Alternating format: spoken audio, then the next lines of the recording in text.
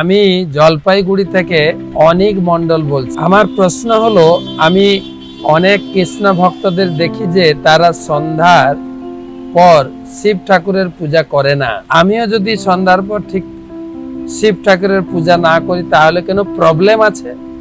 Problem তো আমার নেই, প্রবলেম তো শিবের। আপনি পুজো না করলে শিব ঠাকুর বলবেন, আমাকে কেন জিজ্ঞাসা করছেন? তবে আমাদের গুরুবর্গ বলেছেন যে কৃষ্ণ পূজা করলে আর কোনো কিছু পূজা করার দরকার হয় না।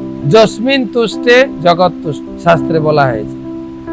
প্রাণ পহারাচ্চ যথেন্দ্রিয়াণাম যথার তরুর মূল নিষেচনেন তৃপ্তন্তি দশকন্দ ভুজোপশাখা। গাছের গোড়ায় জল দিলে যেরকম গাছটা পুষ্ট হয়, ঠিক সেই রকম পেটে আহার দিলে যেরকম শরীরটা পুষ্ট হয়, ঠিক সেই রকম কৃষ্ণ পূজা করলে আর কোনো কিছু পূজা করতে লাগে না।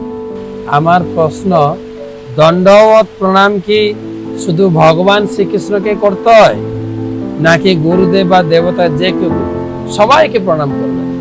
আলাদা আলাদা মন্ত্র দিয়ে ভগবানকে করবেন বাঁ দিকে রেখে, দেবতাদেরকে ডান দিকে রেখে, গুরুদেবকে সোজা প্রণাম করবেন।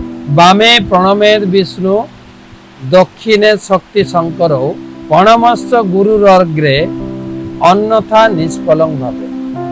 এইভাবে প্রণাম করতে, আর এর থেকে অন্যভাবে প্রণাম করলে প্রণামের ফল পাবেন না।